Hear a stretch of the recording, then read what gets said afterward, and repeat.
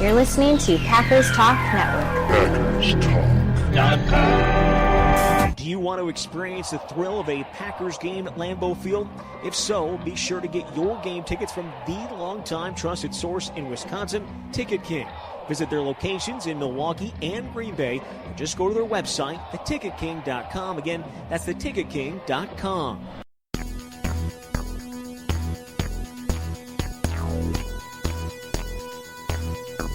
Packers Therapy.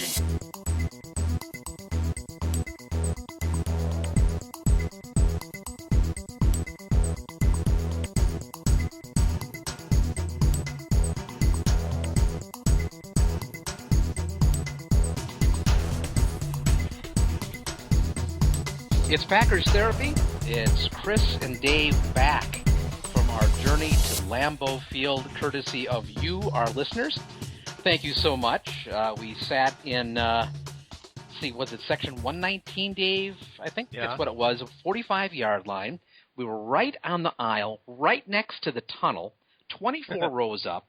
They were spectacular seats. Thank you so much for that. I agree. Thank you so much. And we should probably apologize to people that sat around us, because either people would like to sit by us, because we are detailing every play out loud to ourselves, just like we're on a podcast. And either people would have thought, well, these guys shut up, or they would have gotten the great insight that people listen to for free, for nothing. So, but it was a really great time. I packed so much rain gear because I thought it was going to rain. Everything I saw all week was it was going to just pour on Sunday. And it turned out to be really hot. I wore jeans and I was sweating. Yeah, I sweat right through them, as a matter of fact. You had kept your jacket on. That was pretty. I bet you sweat probably 10 pounds that game. It was pretty hot. I wish I would have, but no, I was constantly getting ready. In fact, it clouded up at halftime. I thought, I'm going to be right about this yet. But as it was a great late September day at Lambeau Field. Dave and I had an absolutely great time. Great view of the game, and what a game it was too. I tweeted during the game that first quarter we were talking about it, and we hadn't seen the Packers play that well, even through the first half. Really, I mean, they scored on their first 5 possessions. It's been a long time since we've seen a Packer offense dominate like that. Well, here's my theory, though, is I think when we got to the second half, just like everyone else, is it became troubling, right? We went from things are back to normal, Jordy looks like he's Jordy again, and we're back to where we were. And then we got just that sneaking feeling that not all is still right with the offense and the team in general as we went through the second half. But this is my theory about the whole thing. When I drove back from Wisconsin, I got a chance to listen to all the post-game podcasts and stuff. And I think everyone is on the same page. The first half was great. The second half is troubling, but there are things to talk about, injuries, and you want to run the ball when you have a big lead, 21-point lead, going into halftime. But this is what my theory is that when we watched the first half, I sort of felt like this is the Packers I remember, not just when they would win pretty consistently, but the team I want to see play out there is the team that got coaches fired. Remember when the Green Bay played Dallas and Minnesota, and like the next week those coaches got fired because they got manhandled so badly. And for the first half, when it got up to 31-3, we're not just back to beating the Lions in Wisconsin. We're playing so well, we're making other teams look foolish. But when the second half happened, it took that feeling away. That maybe we're not totally back to that point yet. We're not that so dominant of a team that we get coaches fired. So I think that threw us off, and we didn't recognize some of the things that were happening in the game. I think they did slow it down to run off time on the clock, which is smart. They had a lot of injuries on defense. Detroit, who knows if they're 1-2 right now, but I think they scored on teams. I don't know if they're a miserable team. Well, Matthew Stafford's always been a good quarterback. His problem was some, shaky decision-making in the past. And, he played very well in the second half. He went over the middle a lot. He found his receivers. And they did a very good job of time of possession. It wasn't until today, Dave, that I realized, well, one reason why the Packers looked so lousy in the third quarter was they had the ball once. Yeah, right. I mean, and so it's real tough, to get anything going. Rodgers only passed 6 times in the second half, and one of those was a great pass that was dropped by Davis. Right. So right. they didn't play great in the second half, but I think there were a couple of factors, and one is they didn't have the ball, and the reason they didn't have the ball is they were playing without 5 important players on defense. We were sitting there kind of counting them off, and where's Morgan Burnett? There's no LaTroy Guion in there. Of course, no Sam Shields. He's in a darkened room someplace. And Clay Matthews, and no Clay Matthews, and also they didn't have Dayton Jones. Right. Yeah, I think we didn't know that going into the game. As we walked in, I think I learned I didn't see where's 52 because they have a lot of guys on defense that they rotate through. And I remember thinking, okay, there's Peppers, there's Daniels, there's Frackrow's playing, right? And all of a sudden it's like, wait, and then it came to me, we're missing 52. Yeah. And I couldn't even see him on the sidelines. I don't know if TV ever showed him standing around, but I could not see him from where we were. We're on the Lions side of the field. But yeah, at one point, that defense looked like it was a preseason defense. There was so many guys that were first or second year players, and at one point, actually, when they were healthy, most of the time, their 3 corners were Gunter, Rollins, and Randall. Those are all second year guys. And Randall went down, then you went to Hawkins, who was a first year guy. He's a rookie. Very young guys. They went way deep into their defense.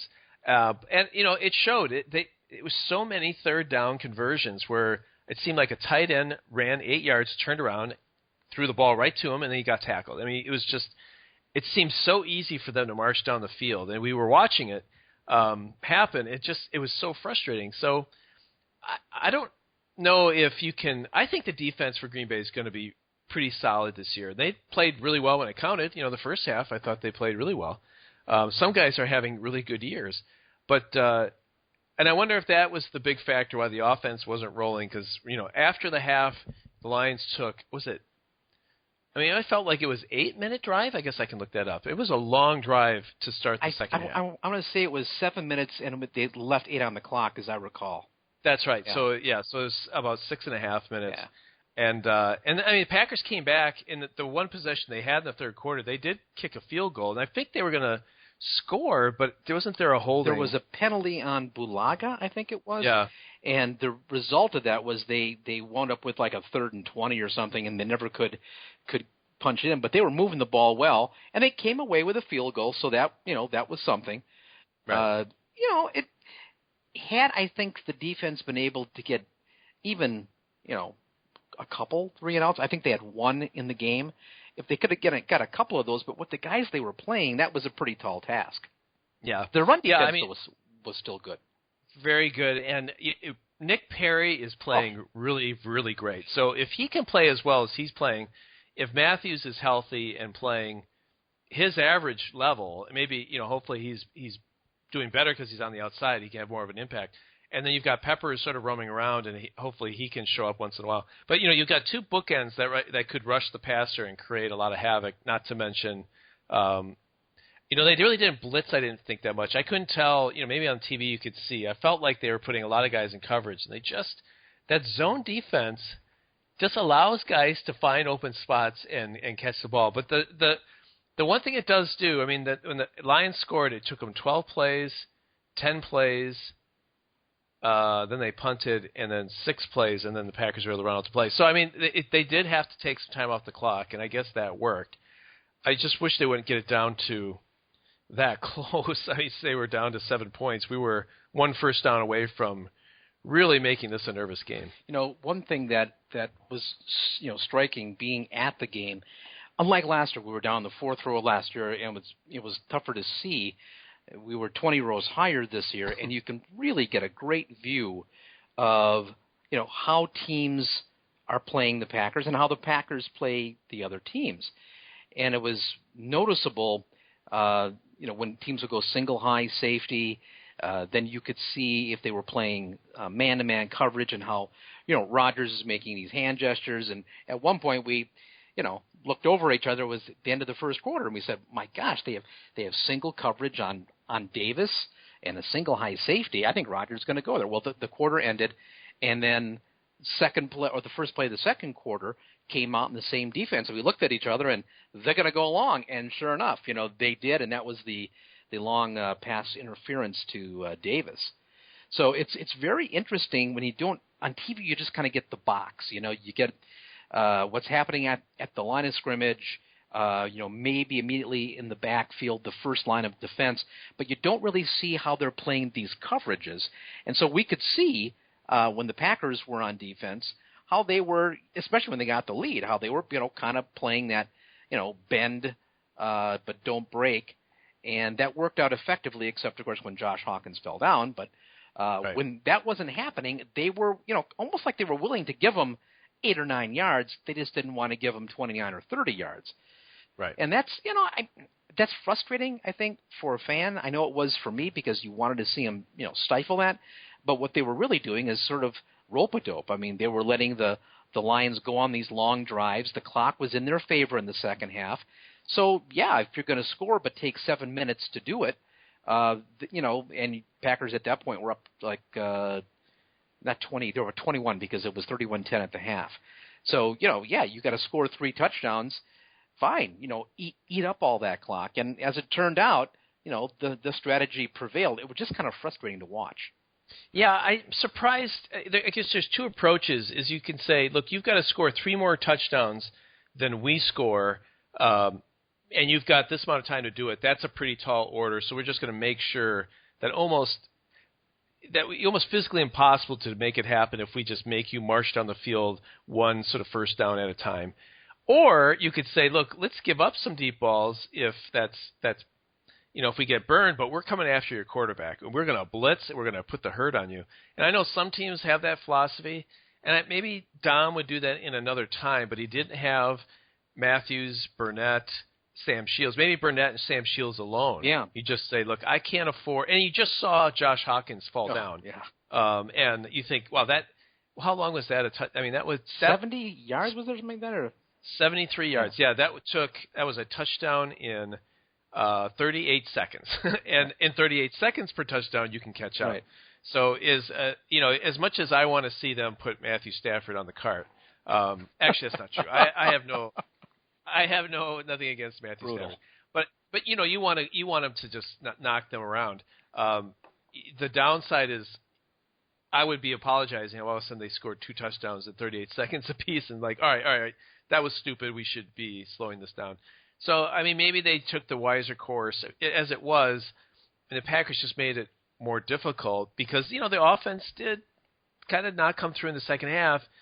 The field goal was you got the holding penalty on Bulaga. There was a third down where Cobb and Rodgers didn't connect, so they ended up punting in 5 plays, and the Packers only took 3 minutes off on that drive. And the one that really hurt was they only took 1:30 seconds off of their second to last drive, and the big deal was the Davis. Is it Trevor Davis? I keep thinking. I heard Travis Davis somewhere. Trevor Davis's drop, which we saw happen right in front of us. Again, he was single coverage. I think it was single safety. I think they were trying to put a stop to Eddie Lacy, and then he flies down the field, and you could tell the corner just started turning to run, and he stopped, turned, and the ball was right there. And it was a great play, right? And just dropped it. Hit him right in the chest. But Ted, this is what happens when you play with rookies. They're going to make mistakes. I think everyone in the stadium was like, oh, that hurts, but he's a rookie, right? Well, that could have cost us the game. If you're going to go and be the youngest team every year, you're going to have to put up with this stuff. And, that almost hurt us. But they ended the game well. Eddie Lacy, you can tell there is love in the stadium for Eddie Lacy, man. right? See, I never heard the chant on TV, but when you're sitting in the stadium, every time the guy touches the ball, people are chanting, Eddie, Eddie. People love them, some Eddie Lacy, and I speculated on Twitter that it's probably because he's built pretty much like most of the fan base. Yeah, most of the people in the stands. That's right. But he runs guys over. He seems like a super nice guy.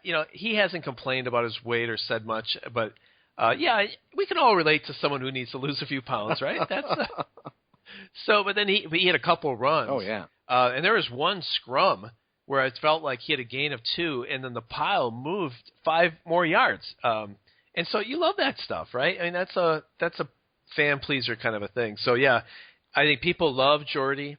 Jordy came out, the reception for him when they announced his name, and also when he scored touchdowns. I mean, it was like, everyone loves Jordy Nelson, but people really love Eddie Lacy too.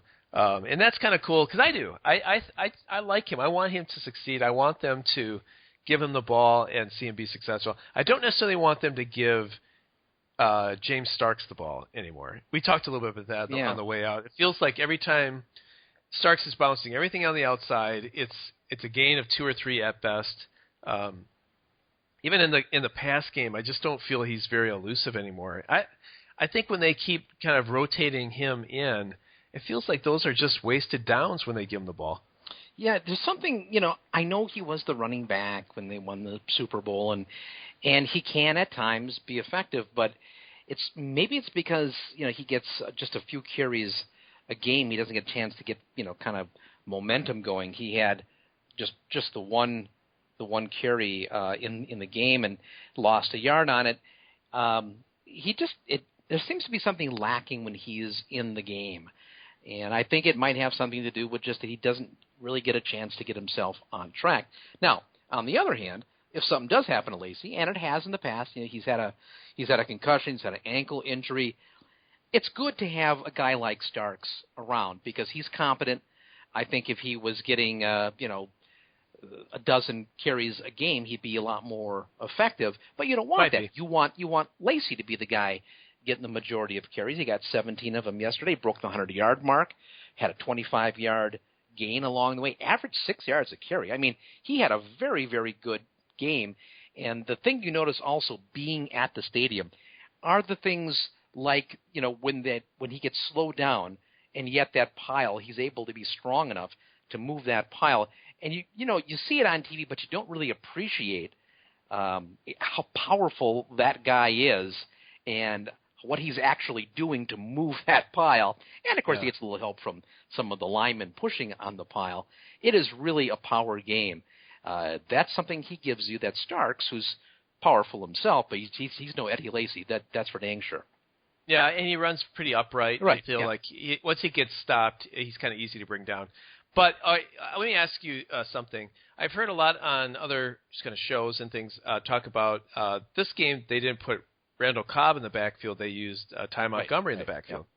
Yeah. And one of the things that I've always talked about is that I wish they would have a third down back that could catch the ball and make someone miss and take a 2-yard pass into a 15-yard play, right?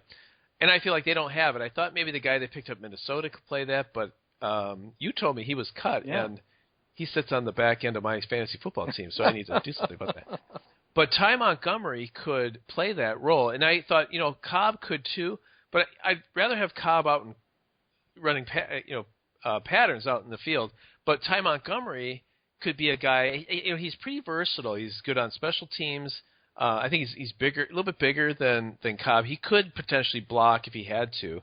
But I think what I saw, there's a few throws to Lacy. There was a bad throw to Lacy. There was a short pass. There was I think at least one pass to Starks, which he got, I guess, 9 yards at the end. Let me see. How many catches did Starks? So they each got one catch. They threw them twice. But those two guys, Starks and Lacy, are not going to be a factor coming out of the backfield and making really something happen, I don't think. But Ty Montgomery, I think, could. I think you have enough receivers where you could run, 3 or 4 wide receivers and have Ty Montgomery go out and beat a linebacker or a safety. And, and he's a punt returner. I mean, he could make a short pass into a longer pass or a longer play. So I think that actually could be something really interesting as we go down the season. But people were real negative that I heard about it. What do you think about that? I heard the same things, that a lot of people didn't like him in the backfield. I think Gary Ellerson was one of them, and he wasn't alone. I mean, there were people that were thinking that, there was a waste to have him there. But I agree with you on this one, Dave. I think that he's a bigger version of Randall Cobb. I don't like Cobb in the backfield. I don't think he's big enough. I don't want to see him running through the line, even though he has been effective and it is a way to move him around. I would rather see a bigger guy like Ty Montgomery in that particular role. Now, I know he's had, some injury problems. It really kind of ruined his rookie season. But now, allegedly, that he's healthy, I think that's a very good place for him to be because he does have more physical substance. He is good if you can get him out in space on a screen pass of some kind or a swing pass. I think that's a good way to use him. In fact, I even mentioned we're walking back to our car, and thank you very much, Mike, for letting us park on your yard. We appreciate that. When we're walking back, I would actually like to see him put both Cobb and Montgomery in the backfield next to Rodgers on either side, and then I'd like to see those guys, kind of both run a swing pass or a kind of a that angle pass, and then give Rodgers options. I like to know how a defense would cover both of those guys coming out of the backfield. I think it'd be very interesting. But if it has to be one of the two of them, I'm with Ty Montgomery. He's just a physically bigger guy, and I like them using him in that way. And as far as I'm concerned, Dave, I think he can return kickoffs if he's going to be as smart as he was Stanford smart, as I mentioned on Twitter. That's the second time now that a Packer kick returner has done that in the last 5 years. That going out of bounds, touching the ball, and then getting it at the 40. That was really sweet. That was great. I guess Randall Cobb was the other? Yeah, that is correct, sir. Yeah. When that happened and it bounced out of the end zone, I thought, oh no, this is becoming a disaster. Then when he laid down and got it, and I didn't see the replay. I don't know if they showed the replay. We were looking for it on the board, but I'm sure on TV they showed it a few times. And I know they talked about it. It was a super smart play because that was potentially on the 1 yard line, and it went out to the 40. Sure, yeah, as a 39-yard penalty, basically, that he created. I was talking to somebody. They said, I don't like that rule. That's not the intention of that rule. That's like kind of using the rules to your advantage. What do you think about that? I feel like no, this was a Lions fan I talked to. It was my dad. It made him angry, and I thought, well, look, I don't know what the right rules should be. It is the rule, and I guess that deters people from kicking off really close to the corner. I mean, someone could, in theory, just stand on the goal line and try and catch it from there. So it makes you want to kick more in the field. Do you think it's a bad rule? Well, yes, I do. But it is a rule. And how many times have we seen in any sport, people take what is otherwise probably, a logical rule and subvert it to their advantage. I mean, it happens all the time, and that's why there's a rules committee, and they usually change those things. The first time the Packers did it, it was a novelty. Now that they've done it again, I wouldn't be surprised if they do move, to change the rule or maybe just to tinker with it a bit so players won't do that. It doesn't happen a lot, and that's why I think it has really kind of escaped scrutiny. Actually, I'm trying to think, what is the spirit of the law? I mean, are they trying to say, look, if you catch a kickoff and you happen to be staying out of bounds, you really kicked it out of bounds, therefore you should get on the 4. I don't really know what the rule is supposed to protect or what's the penalty there. Well, my guess was, and I don't have much going on apparently in my life, so I thought about this. My thinking was that, okay, let's say guy, kicks off and he's trying to angle it toward the corner, and the returner comes over, and, as he's running for the ball, he catches it, but he's out of bounds. Well, really, the kick is out of bounds. And so, therefore, it should be the 40, even though he caught it when he was out of bounds. That's my thinking. It's something along those lines. I would like to know if anyone does know the actual backstory behind that, because as I thought about it, that was about the only way I could figure why they would have a rule like that. And until Randall Cobb did it, I didn't even know that was a part of the rules. Yeah, I guess that it almost feels like a rule that doesn't need explaining. If a guy catches out of bounds, it's out of bounds. I get why, but I guess you could say, look, if you don't touch it, if it's out of bounds, then don't touch it.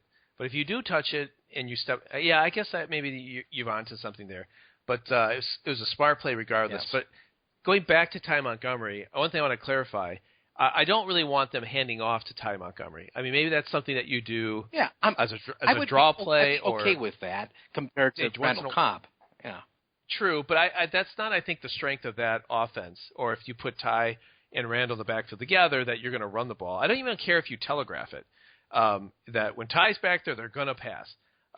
Because I think it gives you a lot of options. And one of the things I think that teams do is if you have Montgomery in the backfield and these linebackers and safeties are playing our receivers deep in tight coverage, you throw a swing pass out to Ty Montgomery and he beats one guy.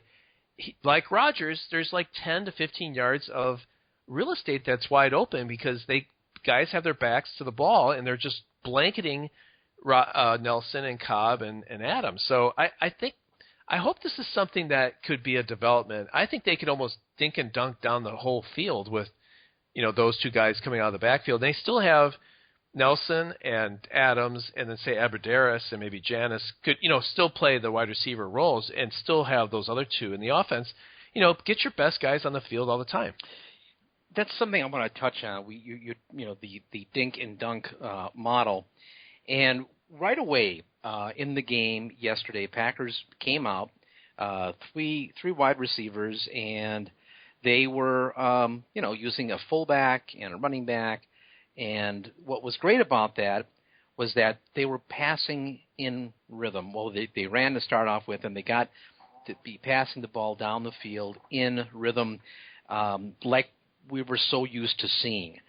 And I have to say, because everyone was watching for it after the Vikings game, they did a really good job, I thought, of mixing up personnel and formations, even if it was the same personnel, flipping them to be, different sides of the field. And again, something you might not necessarily notice on TV when you kind of follow the ball more or less because the camera does. But when you can look at those formations and see, what they were doing to kind of keep it fresh, so they could do that ball control kind of offense. It was really good to see because we just hadn't seen it in so long, and you kind of sat there and said, "Oh yeah, I remember this." Yeah. It was really nice. There was only a couple of times that we noticed, and again we were looking for it. When they were stopping to look back at Rodgers, I think they did take one timeout they had to take because they couldn't get themselves organized. But generally speaking, there was none of that. A lot more decisive. Rodgers, I thought, looked like, well, for lack of a better term, Aaron Rodgers. I mean, he was well over 100 in his passer rating, 129. They said, I don't know if you heard this on the podcast, Dave, but apparently Rodgers was captured on TV saying, "I'm back," and then he used an expletive to kind of underscore the fact that he was back. And, from where we were sitting, even though there were great seats, we weren't privy to that. But apparently he was even feeling it. So I think that they can do what you want them to do as long as they give up this idea of this, quote, tempo, where you keep the same personnel on the field and, you rely on Rodgers to, call out, different plays every time, and it takes the entire clock for them to get themselves organized. I liked a lot better what they were doing this time, shuffling out personnel, changing up the formations. I think that was a lot, sounder strategy to take forward the rest of the season. Yeah, that was something we watched really closely. Is we saw they had two tight ends, two wide receivers, and a back. They have three wide receivers, Lacy, and one tight end. We were kind of watching that, and we thought the first touchdown at least that. Maybe the first two we thought they were scripted plays because they came up the line of scrimmage. Yeah, yep. Yeah, and it was just bang, bang, bang. There was no changing the play at the line of scrimmage, and everything seemed to work, and they just moved right down the field. And execution was great. It's hard to know, it was perfectly called, but if it's not executed, then it looks like the whole thing is a mess. I mean, the Trevor Davis was a great call, and he drops it, and they end up punting, and McCarthy's an idiot again. But it looked like what they did early was shades of what they've done in the past, and it feels like everyone has figured this out. And so I'm glad to see that they're not being stubborn. They had a lot of different groupings. Although what they would do is I remember in the first drive, they only had 2 sets of groupings, if that's the right way to say it. But you're right. Every time they did a new play, they were all in a different location. Sometimes Cook was hand down. Sometimes he was out as a receiver. Lacey one time came out wide. But every play with the same grouping was something different. And then they went from the blocking back, Rukowski, to kind of back to their traditional, but they scored. And I don't know, maybe Rukowski may have gotten hurt. Maybe they had other he hurt his back during the game. We noticed he was out and didn't know why until afterwards that he was injured. Yeah. So, I mean, this is very encouraging that they're willing to change. I thought there may be a non-willingness to change. I thought it would take the bye week for them to readdress maybe what they're doing. I just hope that, I still think teams have a certain way to play the Packers. I thought the Lions a lot of times bunched their defenders all at the line of scrimmage or slightly behind. They did a lot of one safety instead of 2 deep, which was what really killed them, in the past. But I felt like they play press coverage, but they leave the receivers out. I thought a lot of man-to-man outside. And I wonder if the book on Rodgers and the Packers right now is that you can take away all the stuff in the middle, make sure that you clog that up, and don't worry about the receivers going downfield and burning you because they're not that fast. Or, Rodgers is not as accurate as he used to be. So some of the back shoulder stuff or dropping it right in there, he doesn't do that as well. Because I thought Nelson and Cobb were left alone with, one safety to help out. There's a problem.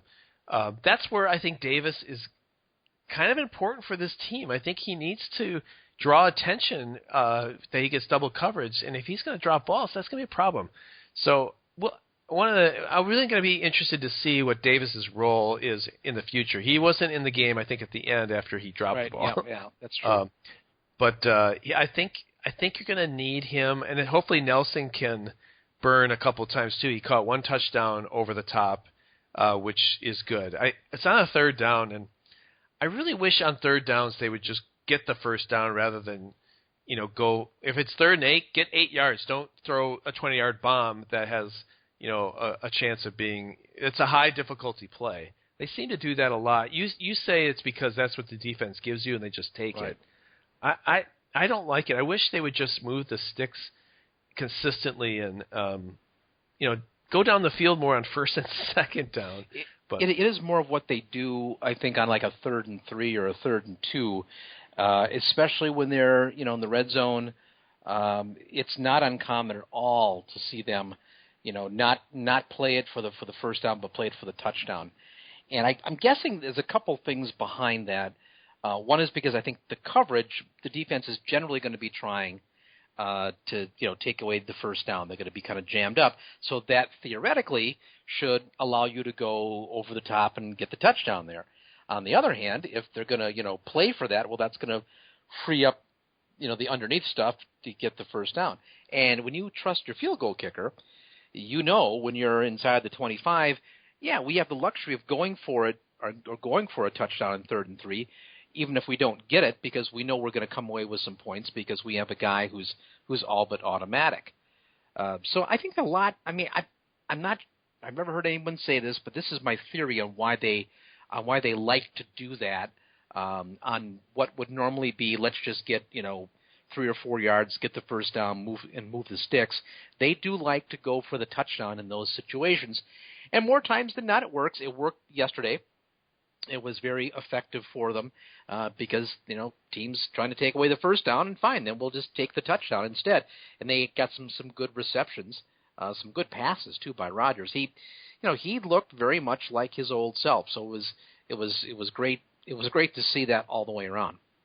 Yeah, it's on the first field goal when it was 21-3. The field goal they scored to go up 24-3. As example, it was 3rd and 3 on the Detroit 18. Right. Yep.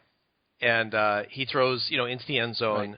Right. Nelson is covered. It's a very difficult pass to catch. I mean, sometimes he catches those, but he went over the top. It's one of those where he's not necessarily open, but he's going to lay it up there. And, I feel like that's kind of a 50-50 ball. I would think you try to do what Detroit did all game is get a tight end, a run out, turn around, throw it to him for 4 yards to get a first down, and then go to Nelson on the next play. But They either the defense is taking that away, and McCarthy would tell me, "Well, no kidding. If I could, I would." But they don't give it to you. They're giving us Nelson, so I got to go there. To me, I don't know if that's maybe McCarthy, it's the play, or it's Rodgers. Wants to always go for it. But that's a little troubling. I know other people have commented on that too. That frustrates people. Let's see what happens. It's counterintuitive. I know, because usually you want to move the sticks, but when you're that close, if they're going to give you the chance for the touchdown, that just does seem to be their philosophy. I don't know if it's Rodgers. I think it's just kind of the general philosophical mindset that in these situations we're going to look for the touchdown and not just try to get the 3 yards that we need. Yeah. Yeah, it is counterintuitive. It's almost like, if you're bowling, there's one pin still up, and rather than really concentrate on you just roll it as hard as you can. It just seems like it is counterintuitive. Yeah, it does. Anyway, should we take a break? I think we should take a break. Packers moved to 2-1 on the season now by virtue of a 34-27 victory over the Detroit Lions at Lambeau Field.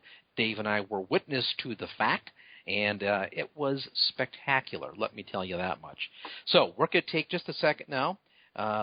In fact, we're going to answer the question when we do the private podcast for our contributors. What do we do during these breaks? Well, how long is that break? How long is that break, and what do you guys do? Well, I'll tell you right now, it's going to be long enough for us to recalibrate the machinery to make sure Pamela is running the way she needs to. And we are going to be back with more Packers Therapy right after this. Chris and Dave back with more Packers Therapy. Talking about the Packers' victory, we'll maybe touch on a few more things along the way, but we really should take a moment, Dave, and thank the people that have been generous in supporting Packers Therapy via PayPal. You want to talk about that a little bit, who our donors were this time? I think we got a big push before the game, and then it slowed down a bit for this last week. So this week we had, let me look at my activity here, Greg Smith, who has been... but that's Greg X. Smith. Now, have we decided what the X stands for? Is it Xavier? Is it X-ray? Perhaps... Rated. What was that? X-rated. Probably. X-rated. Yeah. I guess it's got to be Xavier. Well, maybe Greg will write and tell us, but yeah. There's a Racer X on Speed Racer. Maybe he's... maybe that's it. Is that ring a bell? Yeah. Well, he gave a very nice gift. Thank you very much. And then, of course, Mike Miller does such a good job. Mitno, another 69 cents. I think this is the third week. I think you need to talk to him. I think you need to. I don't understand the 69 part of it, Dave. Can you explain that to me? All right. So I don't know. Yeah. Okay. So those two were the ones that gave. Now, what we're going to do is we're going to leave the PayPal account open for those who haven't given yet. And if you want to get the special podcast that we're going to release next week, during the bye week, we're going to put it together. And I think what I'm going to do is, based on people's the activity through PayPal, I have your email addresses. So contact me if that address is not correct. But I will send an email to you as soon as I can. I'll give you instructions on how to open up a Dropbox account, which will have a podcast. And also I took some video of our experience at Lambeau Field, including the flyover, which was awesome. Oh, just incredible. Yeah, it was electrifying. That is worth giving just to get this alone. So you'll get instructions, Dropbox, download it. You'll get a podcast or an MP3 that's basically a podcast and a video file that you can check out what we did as where we sat and see what we saw. If you give throughout the year, we'll just respond by giving you those instructions. So you feel free to do that. Or if you just feel like giving us money. I mean, some people have said they just want to give us money. Yeah, you believe that? Well, yeah, because some people feel that they would pay for this thing, and I don't know. I mean, we do about 20 podcasts a year. We do the 16 regular season games. We do the 4 preseason games. If they play in the postseason, 20, 23 podcasts a year, something like that. And so we've got a lot of people that have been given $20, $1 a week, and that's terrific. We really appreciate that. So I don't know how much this is worth to people, but I don't know how many we have that given, Dave. Do you have a guess? It must be a couple dozen at least, huh? Yeah, more than that. Yeah. It's probably, I was going to say over 30. Over 30, yeah. I think so. So, yeah, people have been very generous. I think people have responded over the years to say it'd be nice to thank us in some way, and you have. I mean, that was a great, great experience. Felt extra great to know that was basically a gift from people that have been friends to us for all these years, and we had such a great time. So we'll want to pay that back by hopefully giving you, like I said, the special podcast and the video, and just we'll continue to do this. And once people stop giving, we will cut this off immediately. So fast your head will spin. That's right. Well, I want to acknowledge some of the emailers too. Every week we get email. We can't read them all. I mean, we do read them all. We can't read them all on the air. But I do want to acknowledge some people that have been in touch with us. Our buddy Richard from Michigan, we butchered his name. We weren't able to figure out how to pronounce it. Well, he thoughtfully provided a pronouncer for us. It's Durain. Like he says, like Durain is falling from the sky. Nicely done, Richard. We do appreciate that. So Durain falls mainly in Michigan. Apparently, Richard, a regular correspondent. I think he might have been one of the generous folks that also sent us some money along the way, too. Yes, he did. Also heard this week from Peter Spielbauer from the Twin Cities. Sends a nice little picture of the was it the Star Tribune, where they showed the Packer quarterbacks over the past, 25 years, and then the list of Viking starting quarterbacks over the same period of time. Yeah, it's a great picture. It shows... there was 5 Packer starting quarterbacks. Yeah, including Seneca Wallace and... one game.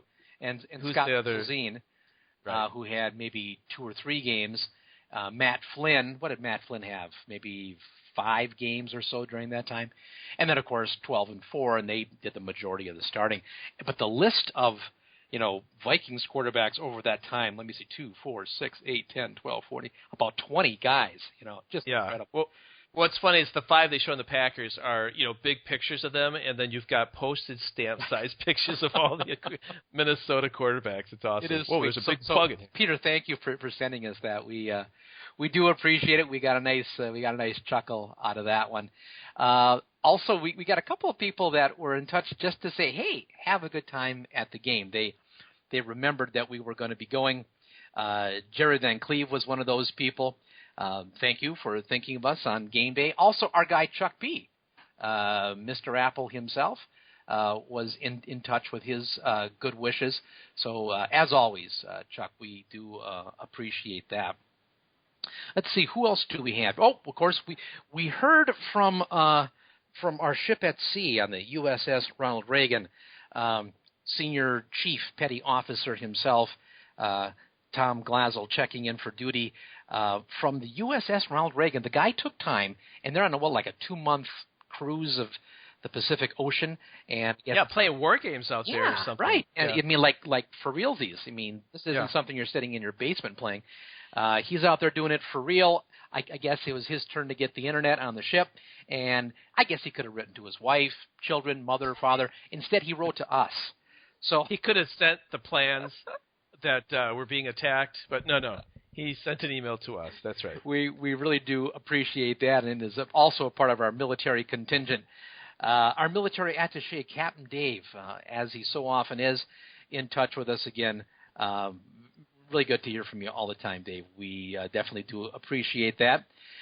We also heard from Brad.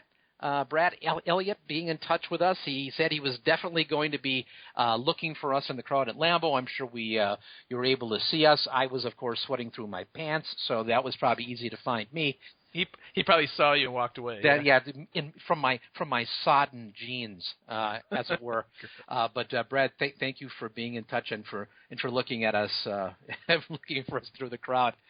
And who else do we hear from? Did I get everybody there? Greg. Yeah, Greg with the very kind gift that Greg gave us to add to the amount of money that made it possible for us to go to the game, and also made it possible for you to put a little gas in your car because you drove up from St. Louis to Green Bay, and I guess you probably stopped at McDonald's a couple times or something like that too. I did. And someone thought, a fan ran on the field. And one of the great things about being at the game is you get to see that, right? You don't get to see it on TV. But he ran the field, and someone asked if that was one of us. And I'm going to look that up. I think that was someone, no, it wasn't all the footballs, because that's the real Greg X. Smith's handle. Was it Patrick? Patrick Keogh was in touch with us, but I don't think it was him. I'll look back and see, but somebody on Twitter was speculating that was probably you or me. No, it wasn't. But that's one of the great things. Yeah, you see things at the game that you don't see, like at the halftime. I don't know if anyone showed, the halftime thing, because it was not Hall of Fame, it was Alumni Weekend. Alumni Weekend, yeah, right. And there must have been 25 or so vintage Packers, most of whom we remember. There was a couple guys I didn't recall, and there were some guys I recall were kind of obscure, like Tiger Green. Forrest Gregg was there. He was in a wheelchair. They had to wheel him out. Jim Taylor showed up wearing his Hall of Fame blazer. I mean, right. Really, come on, Jim. I mean, but on the other hand, if I was in the Hall of Fame and my name was up on the Ring of Honor, I would probably wear my Hall of Fame blazer too. Right. The big ovation at the end, though, was for Mike Holmgren. He was the last guy out of the tunnel, got a huge ovation from the crowd, and I thought that was a nice moment. My feelings about Holmgren are conflicted, maybe a little bit like they are about Brett Favre. Because the way Holmgren left, I can't blame him, but it didn't leave a good taste in my mouth. But apparently, among most Packer fans, it's all has been forgotten, and he was very warmly received. I thought the best reception from me was from Kenny Stills, who ran out of the tunnel, and he hit Matt Suey with his forearm and laid him right out. Yeah, I don't know. People that haven't watched the Packers for a long time, back when the Packers were terrible, look up on YouTube Kenny Stills and Matt Suey, or just Kenny Stills and Bears. You've got to find it, because there is a YouTube of this thing. And It is, I mean, from a Packer fan's perspective, it's hilarious. The play is over for, 3 seconds, 5 seconds? It's so late, it doesn't get called because no one's watching. Everyone is stunned. What just happened here? It was good old Wisconsin Badger Kenny Stills, whose son I think might still be playing in the NFL, came in and just laid out Matt Suey. It was fabulous.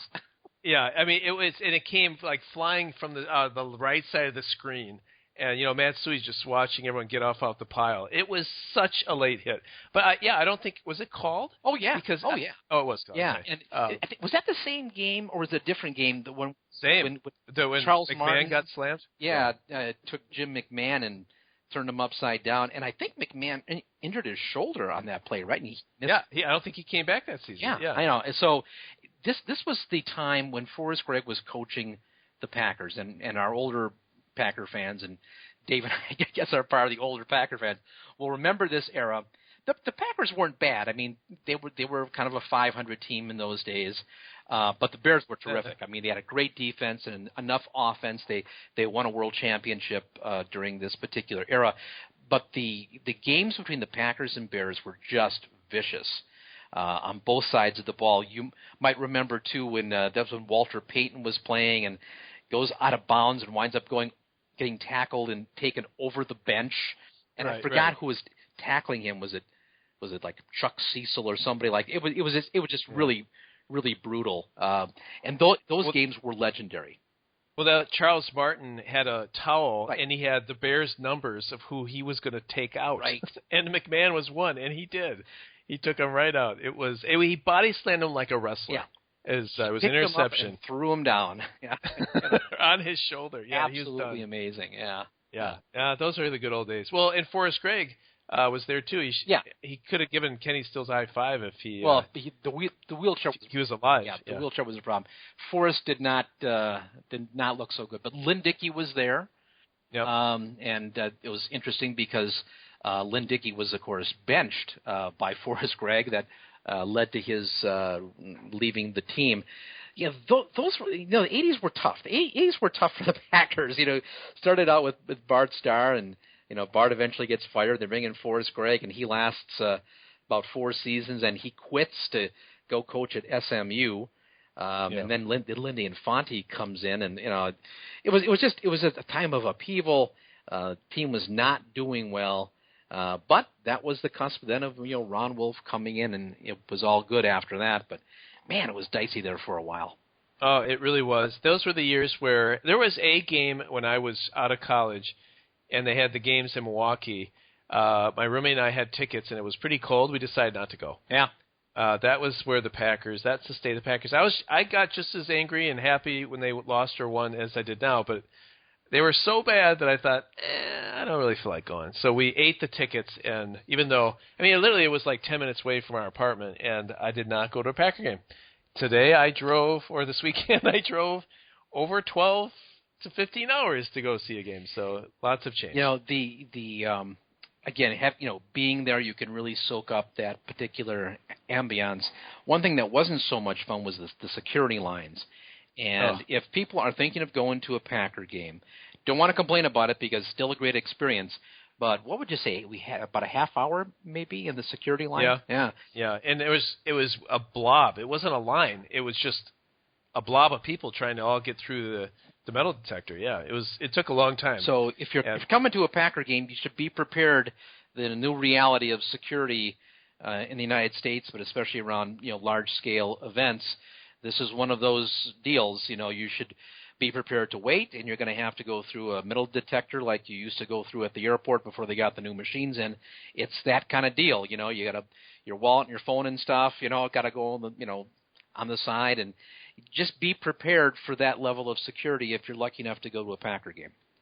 And when you get up to the metal detector, get the metal out of your pocket. But the woman ahead of me, she has on all of those bracelets. And it's she didn't know this was going to be a problem. I felt bad for her because, they made her, move to the side then. And she must have had on, 10 of these different bracelets. She's struggling to get them out, and she's embarrassed, And but she had a half an hour to figure this out, Yeah, I know. And they said to her, though, they're like, you can either take it off and take it to the side, or you can throw it away if you want. And I thought that was great. But, I had no sympathy for her like you. I was quite upset that we had to wait for them. But we got through. We saw the kickoff. We saw the national anthem. We saw the flyover. And our listeners can, too. We'll put that video together. Yes. And everyone who has contributed will get an email from us, and, you'll get a chance to download that. If you, say $10, I think was the minimum. And we got a very nice, and I wish I would have remembered now who sent us the email with a bunch of suggested questions, and we're going to work off that too when we are recording our special podcast during the bye week. And it was more of kind of it's an inside baseball or inside football, as it was.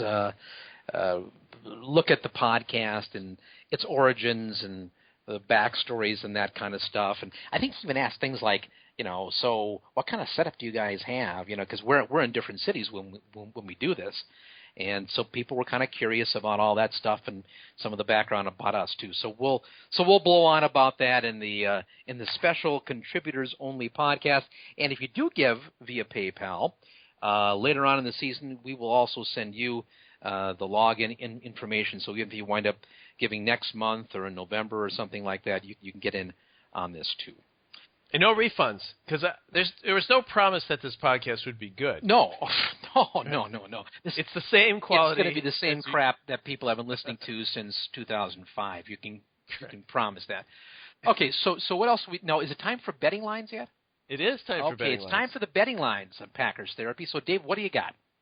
We have a clear winner, although I have to I don't know if I can determine that. Well, we'll figure it out as we go. Let's see what happens. Okay, number one. I had asked you how many turnovers would the Packers create. You set the line at 1.5. It's the under. Mike, wait a minute. Yeah, because there's only with the one turnover. That was the magnificent play by Demarius Randall, who I found out. Did you know why he left the game? We were wondering why he left the game.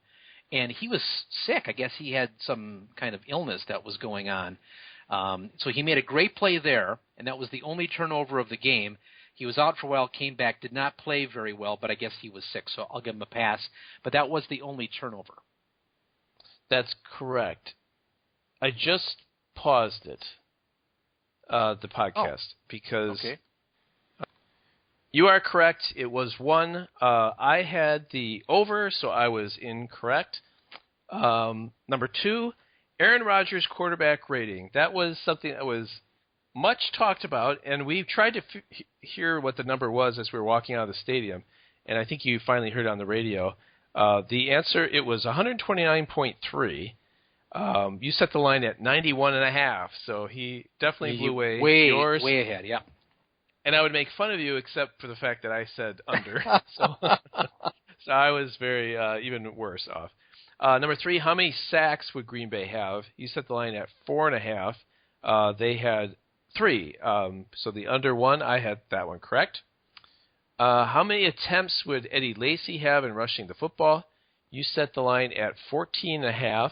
He had 17. Pretty close. Pretty good. The over, I had that one correct. Tight end catches, you set the line at 7.5. The actual number is 4. Do you agree with that? In my defense, I didn't expect Cook to go out with an injury. Yeah, that's true. I wonder if he'd have been more part of the game. The first half, too, right? It was fairly early on. Like right away. Yeah.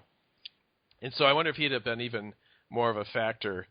We did see Perillo. I didn't see him. He had one catch. Sure he did. I'm surprised. When it's 3rd and 3 and you need 4 yards, Perillo is the guy to run, turn around, and throw it to him.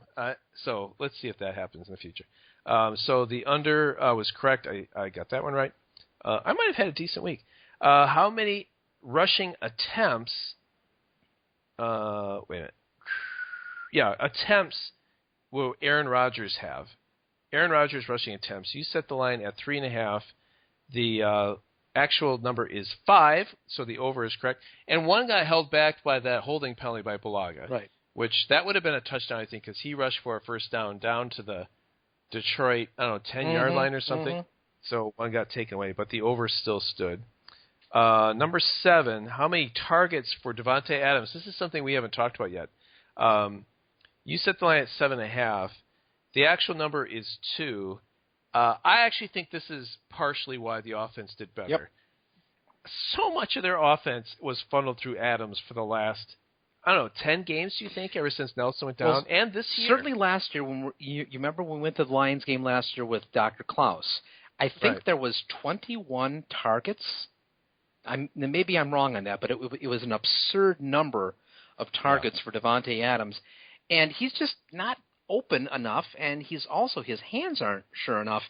I think they're a lot better when they keep the targets to him under 5. I agree. I was just going to say 2 to 5. I think that's about right. James Jones-like quality, and your Nelson, your Cobb, your Montgomery. I think Aberderis. I was surprised Aberderis didn't even sniff the field except for on special teams. Yeah, I was surprised by that too. Yeah, I don't understand that, but anyway, so the under was correct on that one, and there's a huge bug flying around my room right now. I'm very much on edge. Is the NSA visiting again? Is that the no, not that different kind of bug? Okay, sorry. This is a real big scary one. And then we kind of screwed up the tiebreaker. You set the tiebreaker line at 41, and then I, like an idiot, said the under instead of saying that was the tiebreaker. But the over was correct. We just kind of threw a curveball at Mike, but he figured it out. And the winner this week is Jared Stevenson. He got 6 correct, 6 out of 8, which now this is Jared Stevenson, not Jared Van Cleve. Okay, because we have all kinds of Jareds who listen to this program. Not Jared from Subway, though. No. He has plenty of time in his hands now to listen to us. Yes, that's right. He we don't want to be a part associated with that, Jared. I had 5 correct, so I was not completely off. And I just looking at the list of people, we had quite a few people that played this week. We had it looks like maybe 15 people played this week. It's increasing in its popularity. I hope everyone gets a chance to play. Mike does a great job. If you want to play this week, you send your email to Mitno Miller. Oh, there's that bug. Oh my gosh, it's so big. It's like a huge mosquito. Does it say Zika on the side of it? I hope not. It's big enough to have an advertisement on the side. I don't think I got it. So this could happen again. Mitno Miller is MITNOMILLER @gmail.com. You can send your emails to him on this week's list. Are you ready for that? I am also. It's time now to set the betting lines. And, of course, what the winners get, they get an entire week in the luxury and comfort and decadence that is the Packers Therapy Hotel and Casino, located just off the Strip in lovely Laughlin, Nevada. So Jared Stevenson will go there this week. We'll get the bunk beds out of there. It's going to be you, and I think Susie Favor Hamilton will be visiting. So let's go. Let's go right now to the betting lines here. What do we got, Dave? All right. So I try to keep them current. Try to keep them relevant. Number one, how many touchdowns would Jordy Nelson catch? Jordy Nelson had 2 touchdown catches this past week.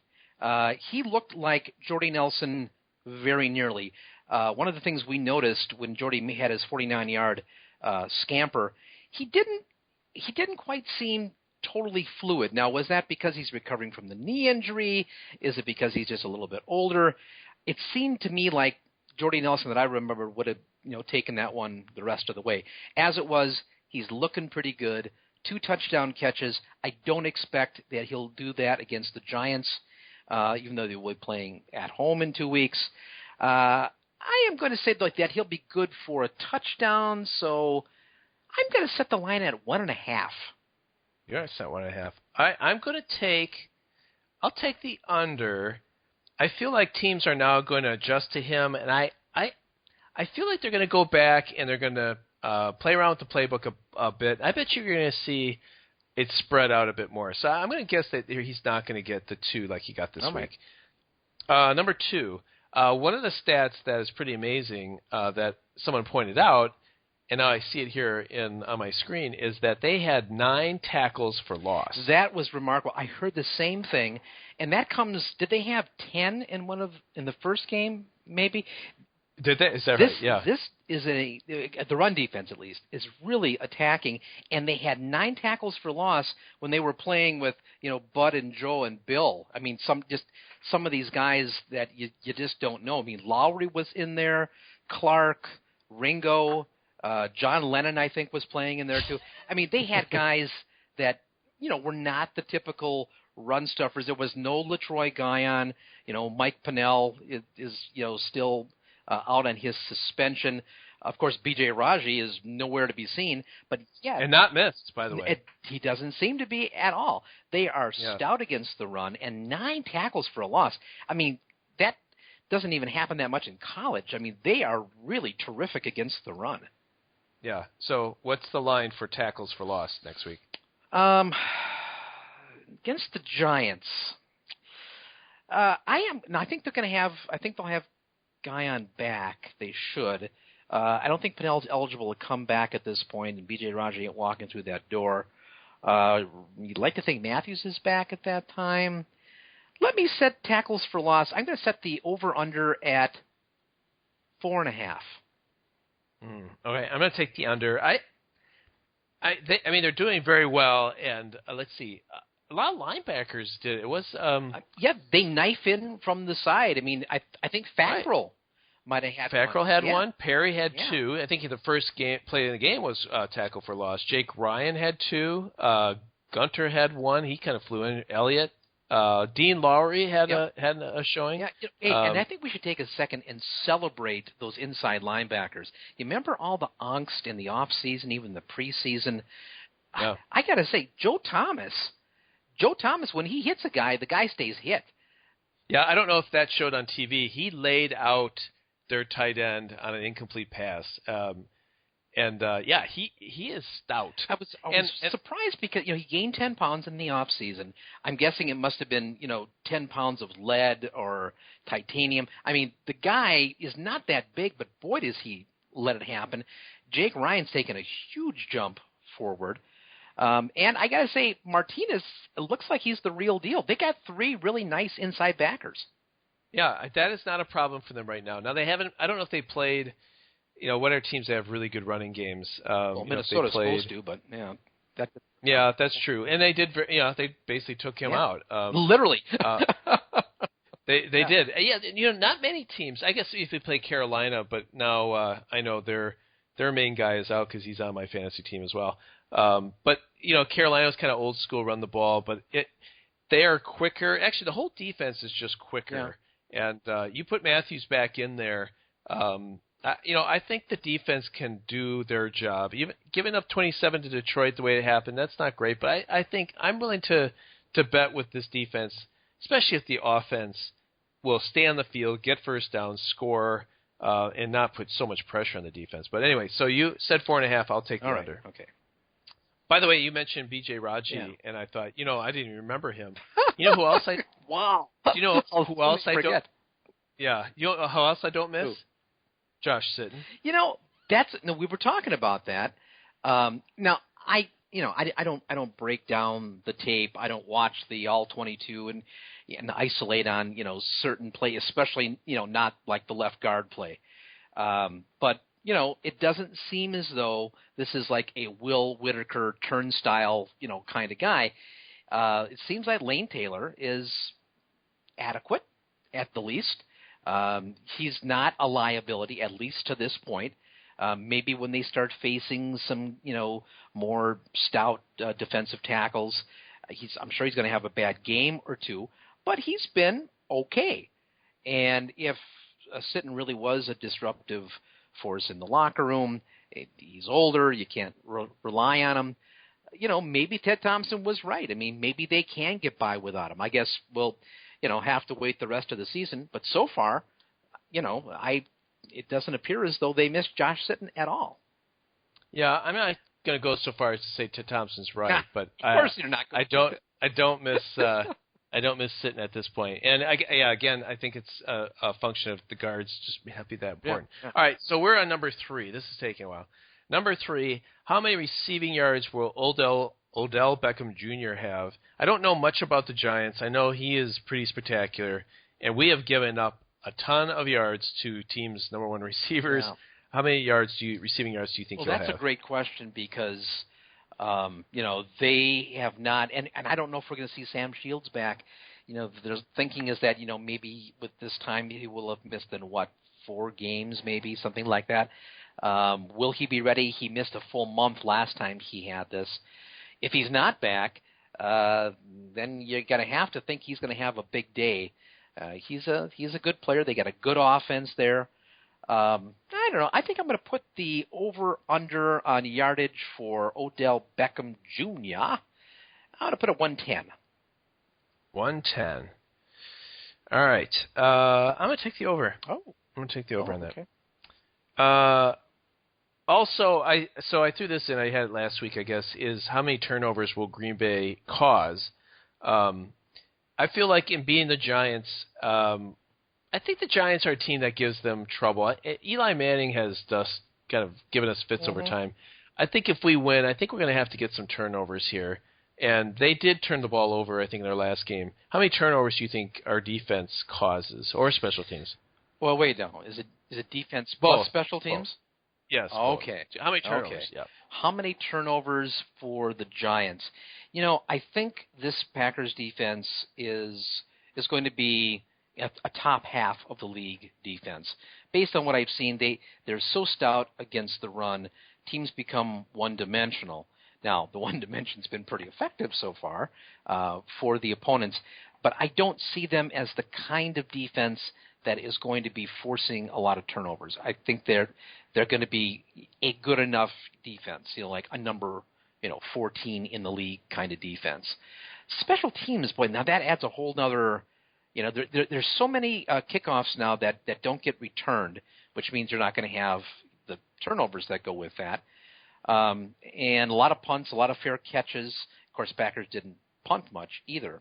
So I don't think there's going to be a lot of turnovers there. So I'm going to set the over-under on turnovers for that the Packers force that the Giants allow. I'll set it at 1.5.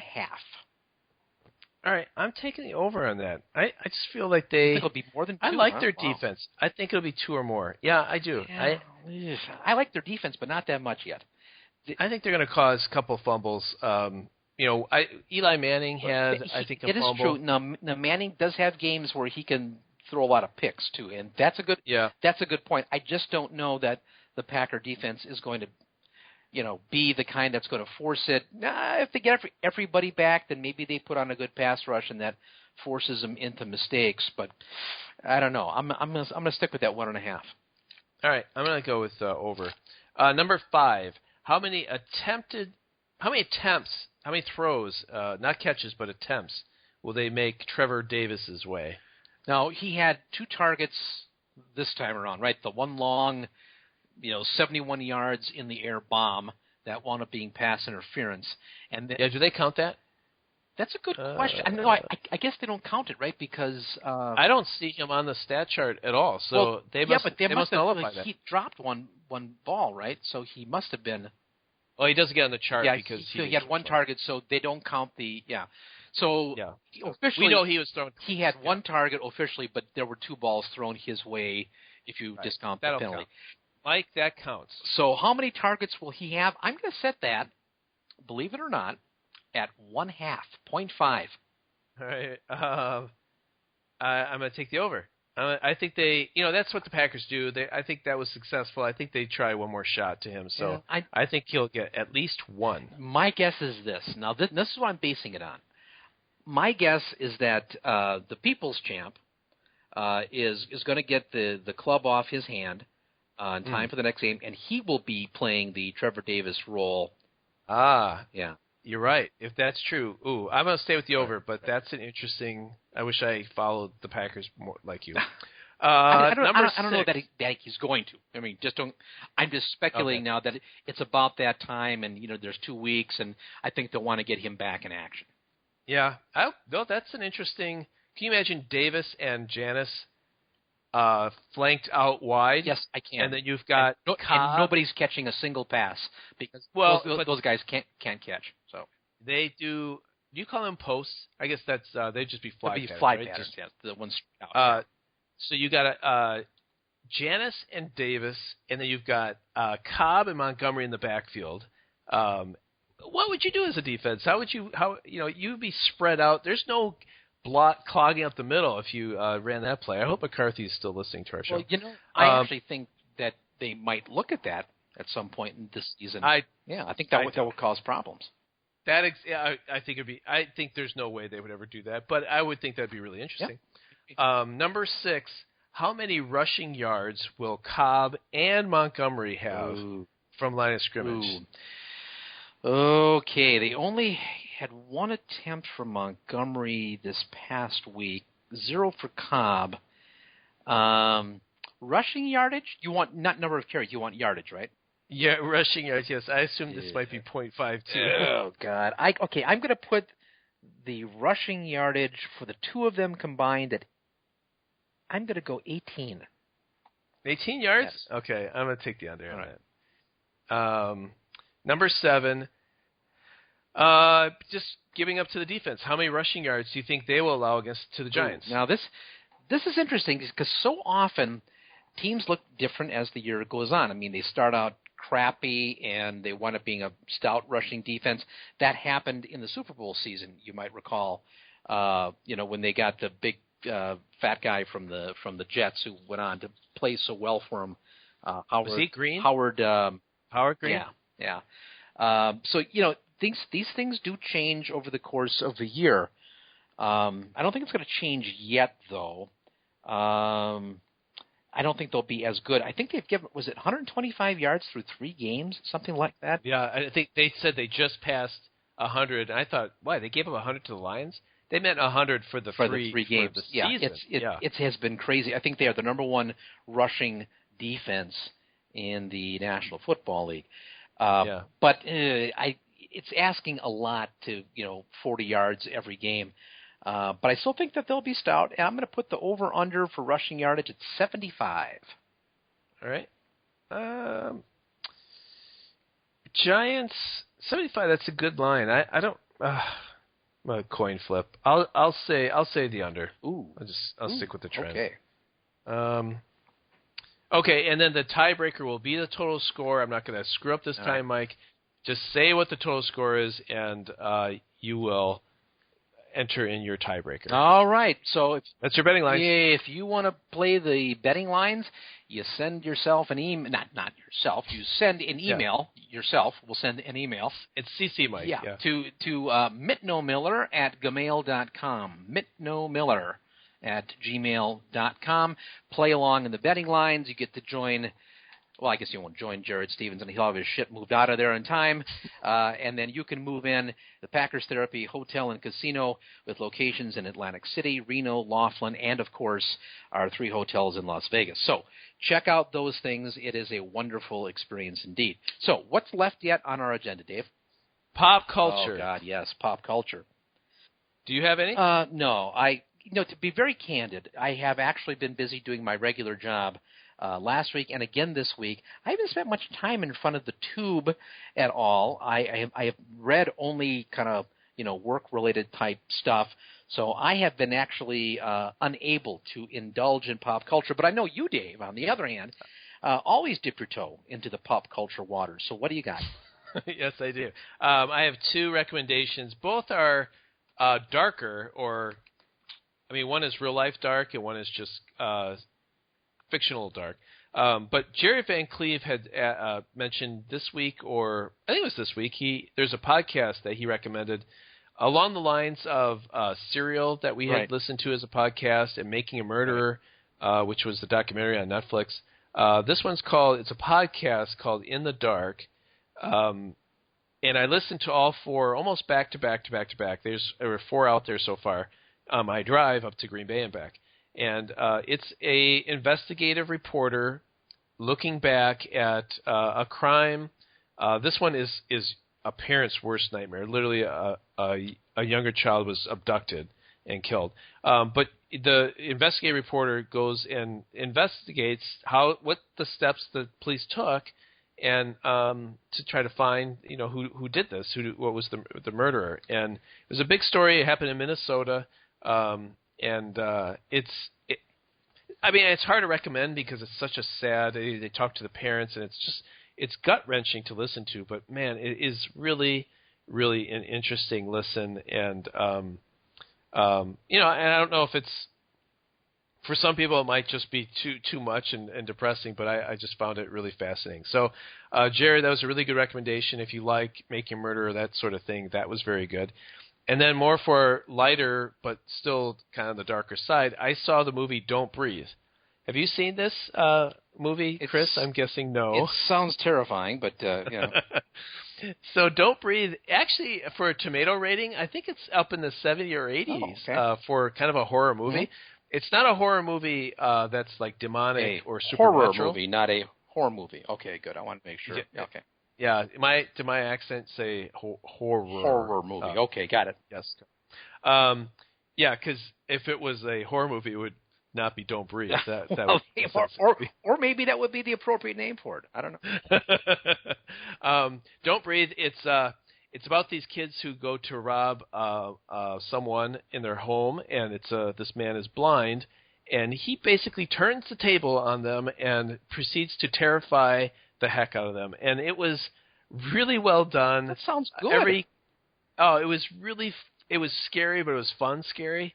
I know Blair Witch kind of came out, and that's along the same lines, but I heard that was not nearly as good. But this one is rated high. And I went to see it because my son is working at the movie theater, and he was working late, and I thought, I'll see a movie by myself and then leave with him when he's done with his shift. And so this was the highest rated one. I thought, I don't like scary movies necessarily, but especially by myself.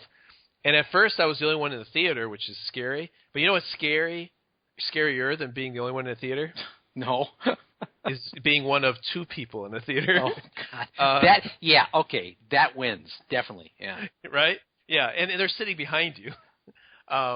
So that I got a double scare when I was by myself, I thought that's kind of creepy, but then the person who sat behind me, I definitely look behind me once in a while. But it's a fun scare if you like that sort of thing. It's really well done. I had a great time with it. So go see Don't Breathe. I think it's a movie that Dr. Klaus would enjoy because we like the same things. And I bring that up because Dr. Klaus sent a younger picture of himself. Oh, man. What a handsome guy that guy Yeah, is. but who do you think was more handsome? His younger son, who had his first Holy Communion, or young Dr. Klaus? I mean, it's clear it's a father-son deal. Both of these guys, walked out of the pages of, Tiger Beat or something. These are good-looking Norwegian men. Let me tell you that.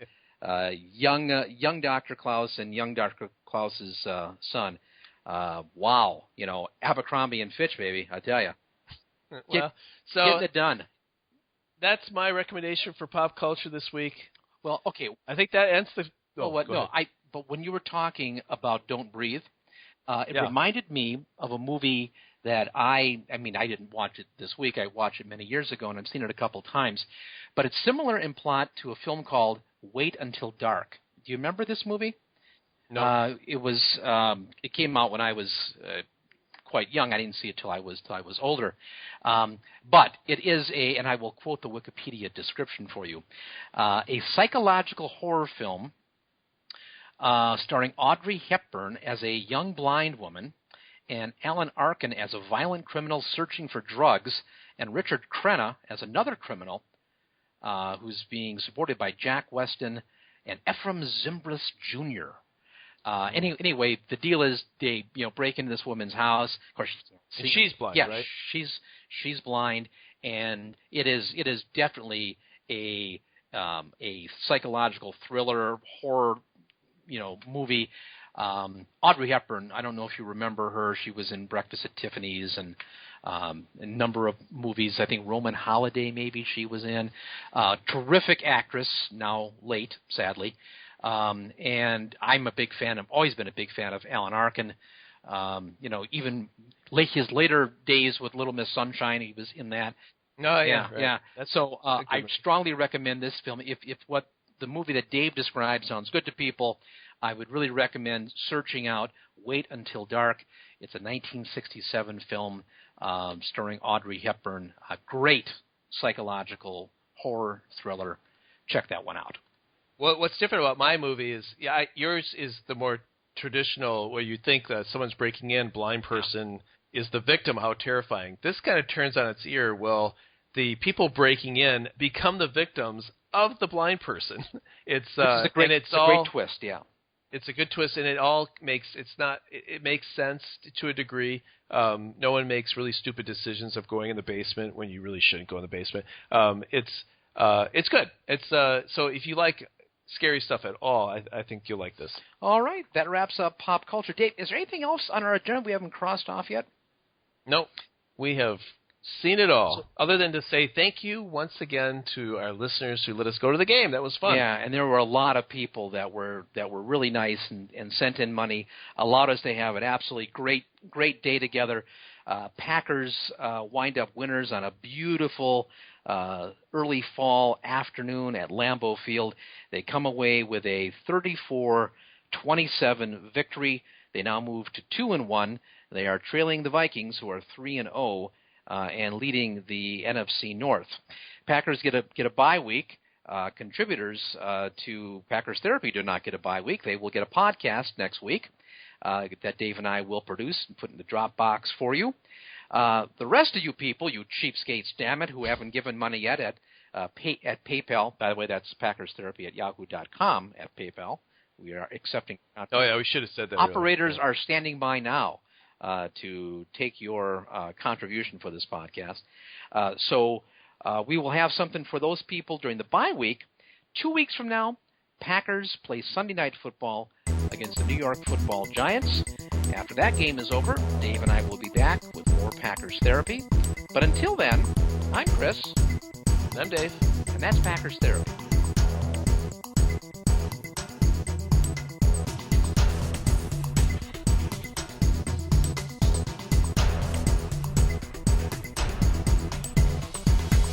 I'm Chris. And I'm Dave.